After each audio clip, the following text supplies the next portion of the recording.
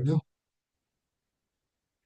Good morning to you, snooker fans, and welcome to this latest episode of the 15 Red podcast with me, Scott McCarter, here in County Tyrone in Northern Ireland, and I'm joined from Sheffield for her 28th Crucible by Kellie Barker. Good morning to you, Kellie. Good morning, Scott. How are you doing? What a fabulous first week. It's certainly been wonderful to be in Sheffield. And yeah, what a first round we've had. Tremendous. Tremendous first round. 54 centuries we've had. The previous record in the first round was 44. And of course, we've still got two matches to finish. I mean, and so many different storylines coming out. I mean, it's been one of the most memorable first rounds I can remember for a long, long time. Oh, absolutely. I mean, just the first round alone was incredible. The Crucible curse strikes again. Kyron losing on the opening day. The Jousting Tong's been awesome. And special mention, I think, for the Mark Williams Wu User game, which was, an early Crucible classic this year. I thoroughly enjoyed that game. And yeah, plenty more to come. Definitely, definitely. I've got to give a shout out, by the way, to Chris Wakeland because obviously he's playing Mark in round two, but the way he won that ninth frame, was it the last frame of the session against Neil Robertson to go 7-2, 43 minutes. And it was the most incredible frame of the tournament, I think. It was just tremendous. Well done, Chris. Yes, that turned out to be the way Neil started coming back the next day as well. Having that extra frame buffer was it made the big difference in the end, didn't it? Because I think it ended up being just a bridge too far for Neil. But credit to him as well for him coming back how he did. Yeah. He was superb. But yeah, that made for a tremendous match. Really enjoyed that one. Yeah. Give us a sense of because I know a lot of our listeners and viewers and so on will never have been. So give us a sense of the atmosphere on the ground, sort of away from the actual action itself. It's been wonderful actually. Just being around the Crucible in the Tudor Square all around. They've got I don't know whether the TV coverage has shown it, but outside in the square they've got a little snooker village almost with a load of deck chairs and a big screen that non-ticket holders can watch the action there. And we've had a nice few sunny days as well, so it's nice. It's been nice to just mill around outside a bit as well. I mean, I've been in for every session so far, so there's not really been much time yet for milling around. But when we do get out, it's nice. Well, it's nice to see daylight, but it's been nice to see that little bit of atmosphere around the square, which is always lovely. And everywhere you go is full of snooker people. So it's yeah, I feel like I've come home when I come back here every year. Yes, yes, indeed. Tremendous, tremendous atmosphere. I mean, I was there in 2012, as I've mentioned before, and it was just, when you walk into the place, you can really feel, you can almost sort of smell the history of the place. I know that's a bit of a weird expression, but you know what I mean. Oh, I totally get it. I remember my early days at the Crucible, the first time you ever walk in there, and apart from thinking, I'm sure everybody thinks, isn't it small when you first walk in for the first time? But you just think, wow, that's where 1985 happened. That's where Cliff Thorburn made the 147 and dropped to his knees. It all happened on that floor. And Yeah. yeah, whether you've been for once or whether you're looking forward to going for the first time, it really is a bucket list thing for fans these days. So yeah, it's really something to savour. It is. It is indeed. Well, let's look. Uh, f- well, we'll do a bit of looking back and looking forward. But on Kyron's overall performance against Lepe Fan, what did you make of it? To be honest, I didn't think he was too bad. I mean, I think there was the odd errors here and there. But he was 6-3 up after the first session, and I kind of thought the evening would be relatively comfortable. I expected him to probably come out to 10-5, 10-6 winner. But I mean, Lepe Fan, he flew at night. He flew out the blocks, and as a debutant, settling down, he'd had the morning session to settle in and get used to it. Came out 6-3 down. But 6-3, it's one of them funny leads where it seems like a lot, but if the person behind gets the first couple in the second session, then there's nothing in it again, really. And Lay played very, very well. And obviously, being in Sheffield, I haven't really seen interviews and things, but I can only imagine Kyron would have been complimentary towards his opponent because, you had to appreciate that kind of snooker. Yeah, well, I obviously I have been able to see a lot of the interviews and so on. And Kyron, he said he was gutted, but he was very complimentary about Lipe Fan and made clear that his admiration. He was disappointed, but he clearly said the better man won on the day, which is always a good thing to say that he was disappointed but not bitter in a sense. Yes, and I think we've come to expect that from Kyron this year. He's been he's said and done all the right things as world champion, and he might have lost this year, and I'm sure he'll be devastated. But I think he'll be back. He's got more world titles in him, I'm sure. And I did notice he was in the BBC studio. Was it yesterday or the day before? So Day good on before, him. yes. Yeah. Yeah, good on him. And yeah, I mean, I'm sure he'll go away over the summer and come back.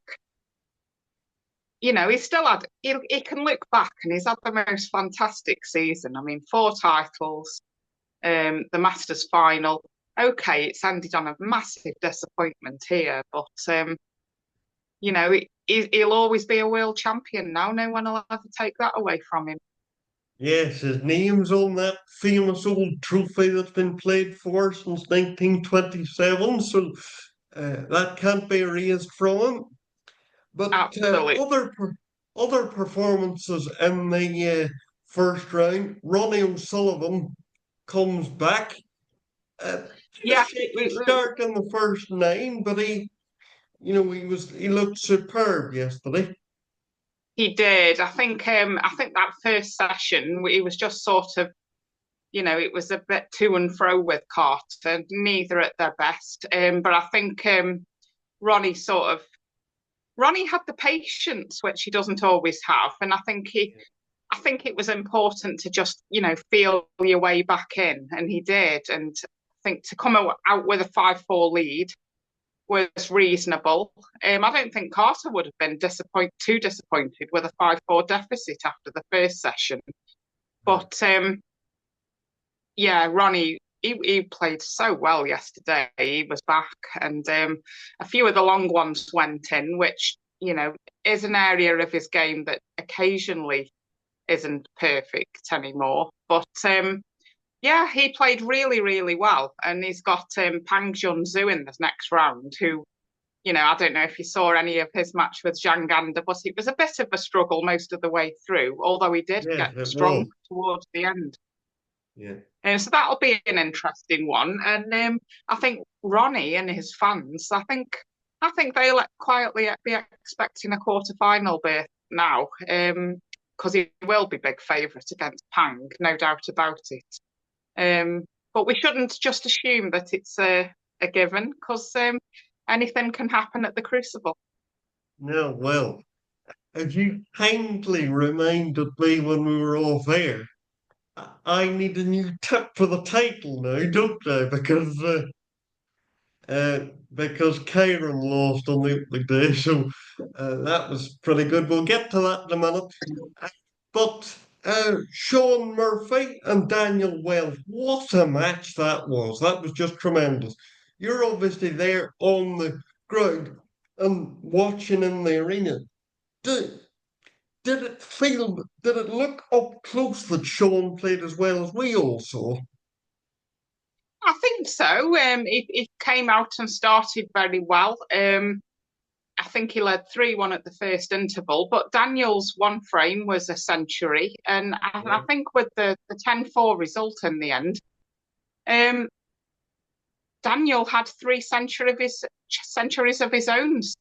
So, excellent. And I think Wells can be proud of that performance, really. Yep. Probably unlucky to run into a Murphy playing very well. Yeah. But I think the guys who have won so far, they've all played very well. So there's no easy draws anymore. No. But well done, Wells, and I hope he makes it back sometime. But we can all look forward now to a second round of Trump v Murphy, which will be absolutely colossal. The last name, Sean Murphy was doing the punditry on the evening transmission for the BBC. And obviously then Judd came in after the match. So it actually turned out that, you know, Judd was with Sean, obviously, before they played. So I thought that was a bit odd, but I'm not dissing Sean being a pundit because we've been through that enough times. But, it did strike me as rather all that. Well, I think Judd would be quite happy to see Murphy in the punditry the whole time, if it means he's not on the practice table ready for their match. But yeah, I'm sure Sean will be well prepared for that one. And I think I've got at least one or two of the sessions of that game, so I'm really looking forward to that. Yeah, I think that starts over the weekend, so yeah, that'll be one to look forward to as well. Yes. Um, Uh, Mark Allen through to play Chris Wakeland. That will be a tough one, but excuse me, folks, but Kelly will have to fill in for a moment because I'll be back in a moment. Okay. Yes, Mark Allen beat Fan Zhengyi. He played very well. I thought both of those played very well, actually.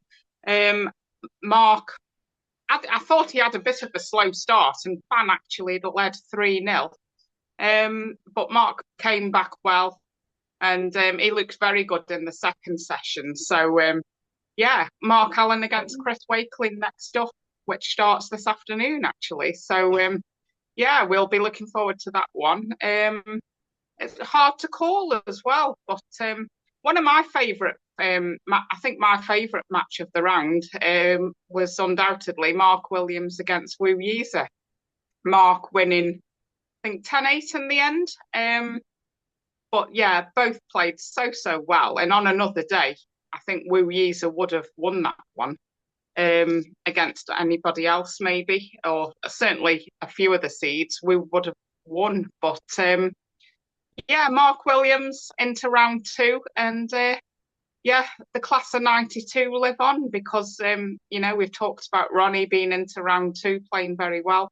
We've also got John Higgins, which was a tremendous match against Joe O'Connor. A little bit of hard work, maybe at times. But I think Joe will kind of feel it was one that got away slightly in that evening session. But John played well. The two good, solid match players, and yeah, I really enjoyed that one. And I believe John was quite emotional in the studio afterwards. So yeah, as a lot's been going on for him. And as John Higgins talked about, he was probably about 19-ish when he came here with his dad all those years ago.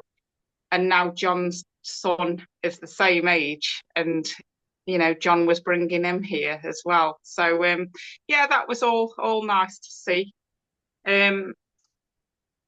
Other mentions for the first rounders, we had Ding Junhui beating Zach Surety. Ding led 6-3 after the first session, and it was pretty run-of-the-mill stuff. But Zach came out the blocks flying in the second session, and he's become the first debutant to make 4 centuries in the first round on his debut. So absolute massive well done to Zach Surety. unlucky to lose to Ding, really. It was just a bit too much of a. I think Ding just about had enough of a lead to keep, to get it over the line, because I think if it had have been, the target was a bit further away, if it had been best of 25, Zach was absolutely flying in that second session. And he might have clawed that back. But well done, Ding, and it's good to see him playing well. Um, One of the really good matches I enjoyed over the first weekend was Hossein Vafai. He beat Barry Hawkins. Really, really good match, enjoyable, and really good atmosphere in the Crucible for this one as well, because it was going on at the same time as Neil Robertson and Chris Wakelin on the other table, and I was lucky enough to have a view of both matches for this. And yeah, when you get two evening games that are final sessions and they're both going close, it really makes for a lovely Crucible atmosphere. And yeah, I think Barry Hawkins will be very disappointed his season's ended like this. After such a good season, really, I think he would have hoped for more of a run. But not to be. Hossein played very well. For most of the match, I got the feeling that Hossein was just about sticking in there and hanging on. But he got stronger towards the end of the match, and deserved it. I mean, just one thing, he did give it the big come on when he was only 50 points up in that last frame, which was a little bit naughty, arguably.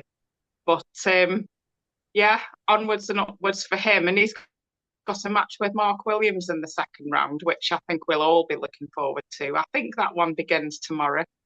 So yeah, looking forward to it all. It's been a really, really good first round so far.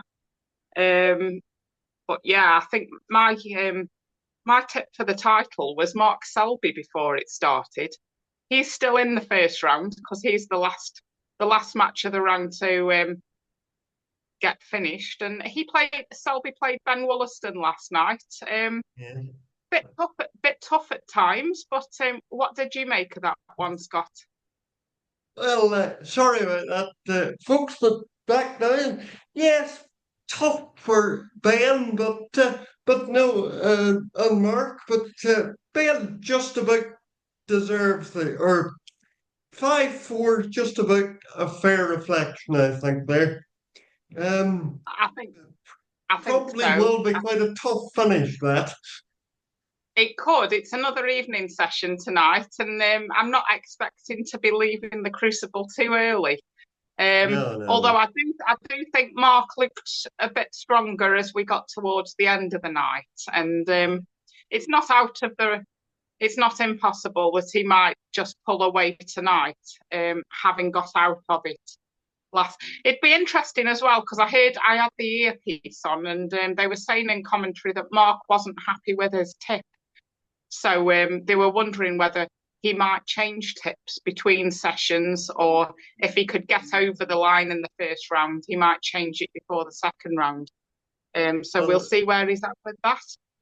well, he's not the only one with tip trouble because uh, I heard on the radio this morning actually that Ronnie said he was having a bit of tip trouble as well. So, but we know in 2004 he went through about 16 tips in the fortnight and he won the thing. So, not much to take from Ronnie there, but no, a tremendous first round, and I'm really looking forward to these best 25s. As I was saying to you off air, this is the time when it really starts for me because best of nine teams, obviously, we're not used to them as first rounds the whole time, but we're fairly used to them on the circuit, whereas 25s are now uniquely a world championship distance. So it's a real test now. 3 sessions as opposed to two. And of course, 3 days as opposed to 2 days for some Yes, a matches, lot of of course. them. Yes, a lot of them are really spread out and last for 3 days. I'm sure by the third day, it doesn't even feel like it's the same match that they started 48 hours earlier. But it's one of those niche things that the Crucible has. And yeah, when they go close, you can't beat a best of 25 for drama. So, like a lot of the first rounds that were pretty close, so we had a lot of 10-7s, 10-8s, it seemed. I'm really hoping for more of the same with these best of 25s. I think Mark Williams and Hossein Vafai will be very, very interesting. I think that one gets underway tomorrow. Um, Yeah. after Hossein's performance and the Mark Williams, how do you see that one going? I would you'd make Hull seem a slight favourite in terms of like absolutely recent form.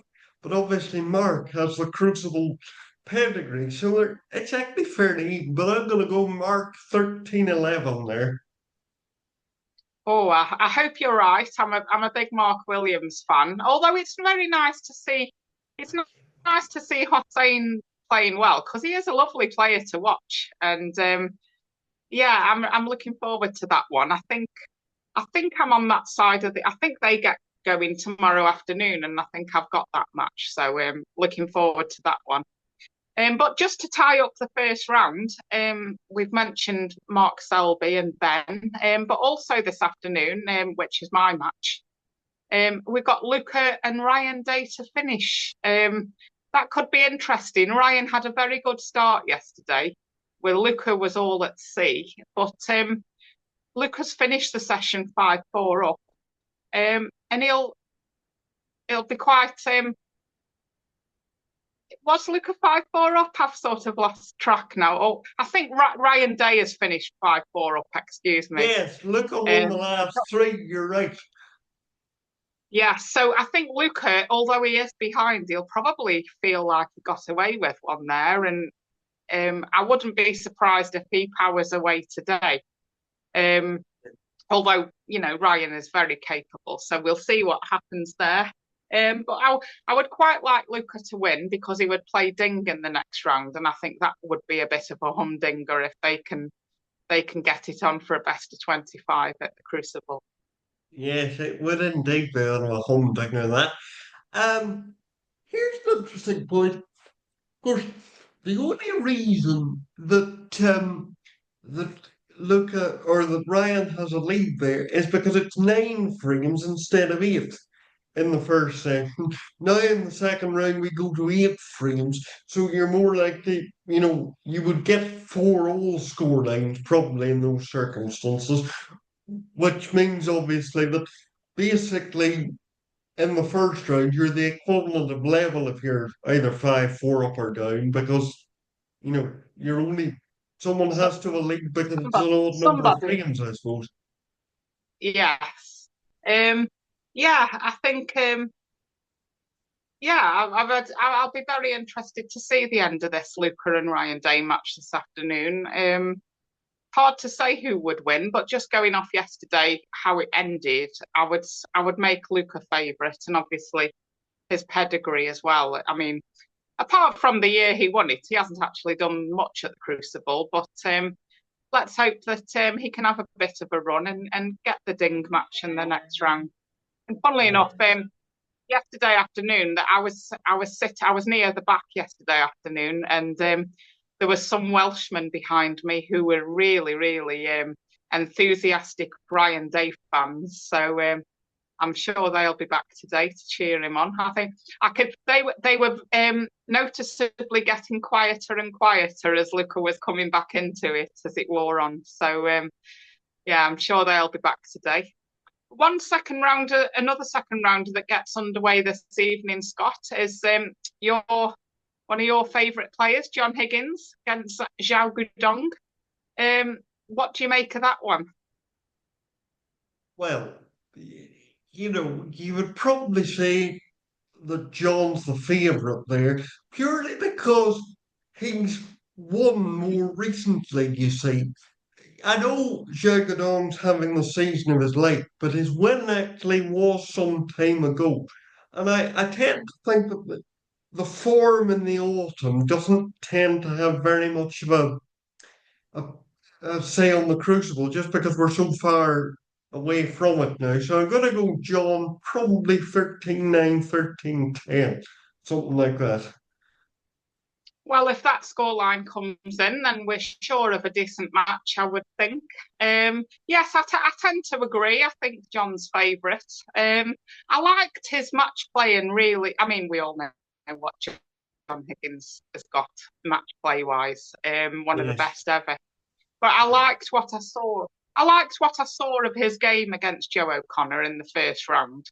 Um, and I think that'll have. And I think Gudong perhaps isn't that dissimilar to Joe O'Connor match play wise. So I think that could be another good, good test for the Scot. And I think he will come through, like you say. But but be an interesting one. I think they've got the three. No, they've got a 2 day match actually. They play. Oh, I'm lost now, Scott. They play tonight, don't they? So they'll Yeah. carry on tomorrow afternoon and Saturday morning, I think. So Yes, yes, yeah, that's right. all interesting. Yeah, so all very interesting, and yeah, I think that covers most things up so far. Brings us up to date, Scott, and yeah, let's get ready for round two. Indeed, right. Just one slight bit of housekeeping for BBC viewers. Because of the events in Rome at present, the BBC are obviously in the morning on Saturday are televising the funeral of the late Pope Francis, which means that the BBC One schedule has been moved to BBC Two. So if you're watching on the BBC in the morning, it'll just be on the digital platforms, I'm afraid, because obviously BBC Two have had to take on the BBC One schedule to clear for the Pope's funeral. So um, that's one slight change, but all in that, I think the schedule is pretty much as it is. Yes, yeah. So red button or TNT or Discovery Plus, and all the snooker will still be covered. Yes, Um, indeed. are we going to be back probably on Monday to review the second round? Yes, we'll be back on Monday. You and I'll work out a time between ourselves when we come off air, but you can pencil that one in, viewers, on Monday at some stage. We'll be back with you and we'll review the second round. And hopefully by then we should have a fair idea of quarter final draw, and then possibly we'll have some idea of who might lift the silver lady in early May. But long way to go, of course, yet. But hopefully by then we might have some idea who the runners and riders might be. Absolutely. Looking forward. It's going to be well, if the first round's anything to go by, Scott, there's still so much to look forward to. Here's a here's one little thing before we go. Will the centuries record of 109 be big? Oh, I think it's always asking a lot, but I think it's been such a good first round for centuries. And now everybody who's still in it has well played in as well. A quick word for Judd Trump. His centuries of, he was knocking them in for fun in his first round. I believe he only needs two more now for that £100,000 bonus. 98. So 98. So yeah. yeah, I'm hoping that he does do it against Murphy in the second round because I'll still be here for that. So and I would like to be there when it's a big massive cheer. So Yes. yes. So yeah, yeah. But going back to your question, I think there's every chance the record might go if they keep up the scoring as it's been so far. I haven't heard. I haven't heard complaints about the pockets being too tight or too generous. I think they seem about right this week. Have TV been saying much? Well, it hasn't come up very much, I don't think. Uh, they seem rather Goldilocks at the minute, the pockets this year. As you say, just about right. obviously the thing is the standard down the rankings nowadays is far better. Absolutely.